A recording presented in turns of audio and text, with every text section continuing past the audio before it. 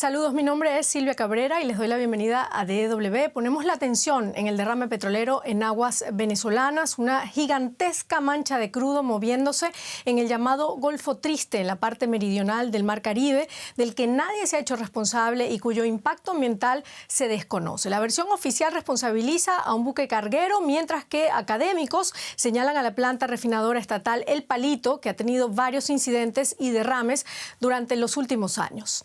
El biólogo Eduardo Klein, colaborador en el Instituto de Ciencias Marinas de Australia y coordinador del Centro de Biodiversidad Marina de la Universidad Simón Bolívar de Venezuela, asegura que el derrame equivale a más de 20.000 barriles de crudo, más del doble que el de la isla Mauricio en África. Con Eduardo Klein hablamos de inmediato. Eduardo, gracias por estar acá en DW.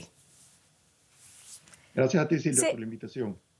Se habla de 3 derrames en las costas de Carabobo y Falcón. Uno el 21 de julio, 2 más el 9 y el 11 de agosto. ¿Cuál es la situación ahora? ¿En qué estado se encuentran las aguas del llamado Golfo Triste? Bueno, Silvia, la última imagen yo sigo el derrame mediante imágenes de satélite y la última imagen recibida hace unas pocas horas pareciera indicar de que no hay un derrame activo en el Golfo Triste ni en las zonas cercanas al Parque Nacional Morrocoy. Sin embargo, pareciera haber una mancha, una señal que se asocia a hidrocarburos enfrente de la refinería del Palito. Entonces, la situación actual es que no existe aparentemente una mancha en el Golfo Triste en estos momentos. Bueno, tú has dicho que la mancha que observabas hasta ahora en las aguas venezolanas equivalía a unos 23.000 barriles de petróleo. ¿Cómo llegaste tú a esa estimación? Sí, fíjate que básicamente cuando el derrame se descubre, que es en una imagen del 22 de julio, es un derrame que está enfrente de la zona marina de la refinería del Palito, y es allí donde se encuentra un petróleo que es aparentemente denso, y calculando el área de esa mancha que está más o menos bien definida, llegamos a esa estimación de 23.000 barriles aproximadamente. Sin embargo, es una estimación muy, muy gruesa porque determinar esos volúmenes una vez que el petróleo está vertido en el mar es muy difícil porque el petróleo puede tener capas muy espesas, muy delgadas, pero es una aproximación, yo pienso que es razonable considerando.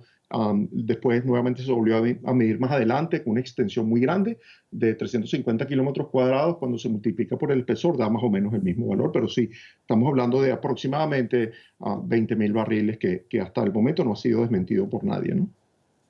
Bueno, lo primero que te quería preguntar era, si ya no hay mancha, como dijiste anteriormente, ¿quiere decir que ya no hay peligro? Y la otra pregunta es, ¿cuál es el impacto que tuvo ese derrame petrolero en esas aguas venezolanas? Fíjate, con relación a la primera, si bien ahorita en estos momentos no hay una evidencia de una mancha flotando en el Golfo Triste, sí hay evidencia de hidrocarburos enfrente de la refinería, y esa evidencia se ha mantenido desde el primer momento que se observa el derrame el 22 de julio. O sea que entre el 22 de julio hasta el día de hoy, y estamos hablando ya más de un mes, hemos tenido siempre imágenes que muestran hidrocarburos enfrente de la refinería. Que si fue un derrame, que si fueron 2 derrames, yo no lo puedo saber porque no sabemos qué es lo que pasa adentro de la refinería. Lo que sí es importante es que existe ese hidrocarburo allí enfrente. Es un hidrocarburo que puede ser llevado hacia mar afuera por los vientos que normalmente soplan de tierra en este momento del año. Entonces, ¿cuál es el riesgo que tienen los ecosistemas? Bueno, tenemos ese hidrocarburo allí que en cualquier momento puede salir, puede venir otro derrame que no sabemos si va a ocurrir. Pero la afectación de cualquier derrame de hidrocarburos siempre es muy importante sobre los ecosistemas marinos, ¿no? Y este derrame, sabemos, afectó a grandes extensiones de playa.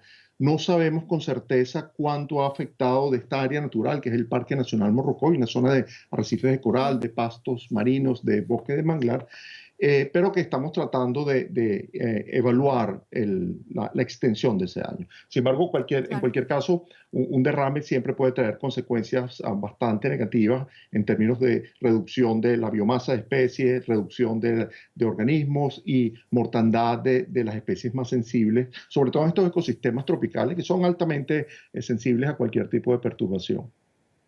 Bueno, se estima que el crudo puede haber rodado hacia los cayos y playas del Parque Nacional Morrocoy. Está abierta esa posibilidad, tú nos lo acabas de decir.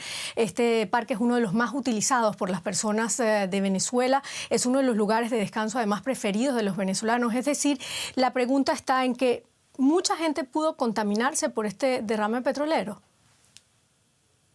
Bueno, a nivel de las personas con la situación país que tenemos en este momento, más el confinamiento por el COVID-19, el acceso al parque está cerrado. No hay permiso para sacar las lanchas deportivas, por ejemplo. O sea que en términos de personas como tal, en impacto inmediato que haya podido ocurrir, yo no creo que haya habido un mayor efecto. Sin embargo, los efectos residuales sí pueden ser importantes a mediano y a largo plazo, porque estamos, como tú bien lo dices, hablando de un parque nacional que es zona de disfrute de muchísimas personas y no solo eso, sino un impacto sobre la biodiversidad marina de una zona que es única en la zona continental de Venezuela, ¿no? Entonces, lo que estamos justamente tratando de evaluar la extensión y la magnitud de este impacto para proveer información que pueda ser utilizada para la toma de medidas de Claro. mitigación o de restauración en caso de que sea necesario. Claro, bueno, el Instituto Nacional de Parques y el Ministerio de Ecosocialismo aún no entregan informes detallados sobre esa magnitud real del derrame, la profundidad de este, ni el tipo de hidrocarburo exacto que se derramó allí. ¿A qué se debe tanto hermetismo por parte del gobierno?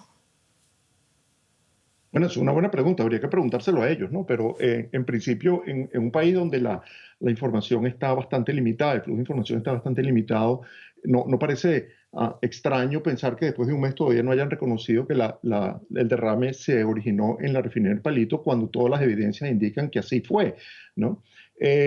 Sí, ellos han enviado reportes de limpieza y recuperación de áreas, lo cual es muy loable y es lo que se debe hacer en estos casos, pero como te mencioné anteriormente, no sabemos la extensión del impacto dentro de la zona del Parque Nacional Morrocoy porque el acceso al Parque Nacional está restringido en estos momentos, ¿no? Claro, tú afirmas 100% que el derrame petrolero viene de la refinería del Palito. Para mí no queda ninguna duda. Tú mencionaste al principio el origen de un barco y eso fue ocasionado por un mensaje en las redes sociales donde una empresa identificó un carguero con un comportamiento errático junto con una imagen que tenía una mancha de petróleo a 100 kilómetros de distancia.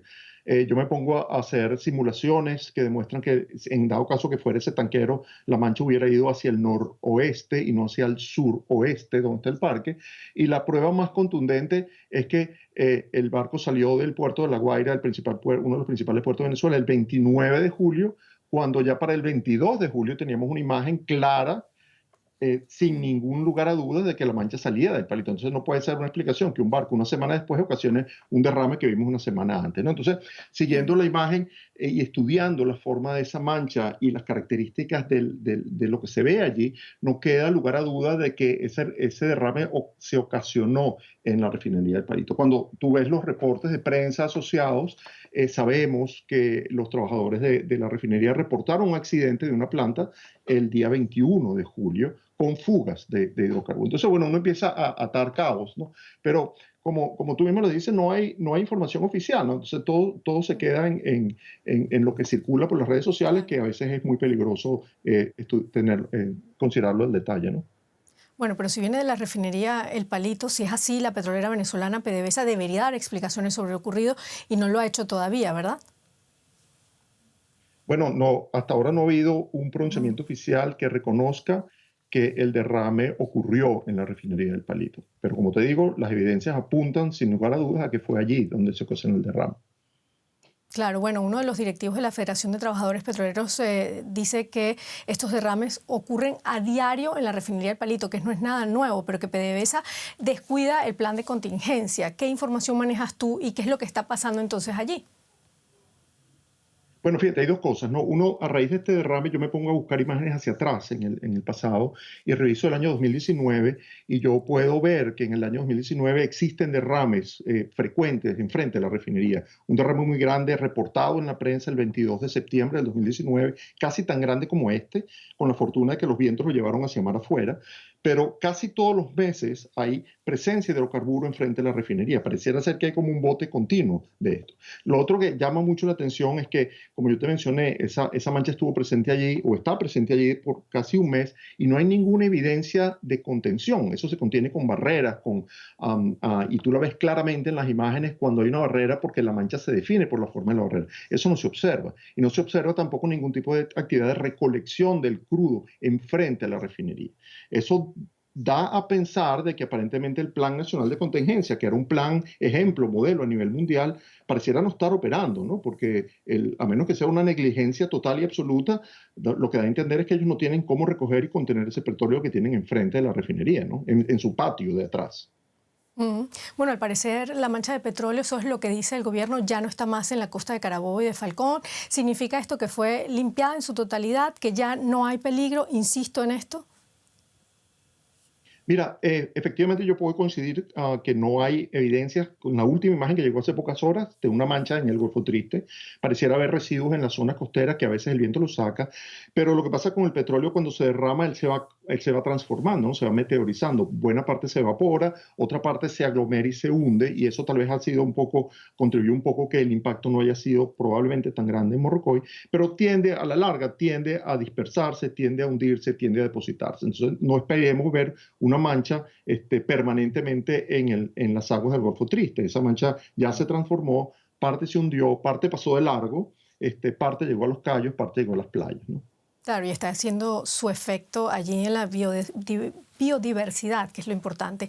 Llama la atención, Eduardo, que organismos internacionales medioambientales no se hayan pronunciado sobre lo que está ocurriendo en aguas venezolanas. ¿Por qué crees que el hecho ha tenido tan poco impacto y difusión a nivel internacional? Bueno, yo la verdad, yo no lo sé. A mí me extraña mucho porque si tú lo comparas con Derrame de Mauricio, que tenía una notoriedad periodística muy alta, y el Derrame de Mauricio fue la mitad de lo que tuvimos aquí nosotros en el Golfo Triste. El área de afectación es la mitad o la tercera parte de lo que se pretende o lo que se supone que afectó aquí.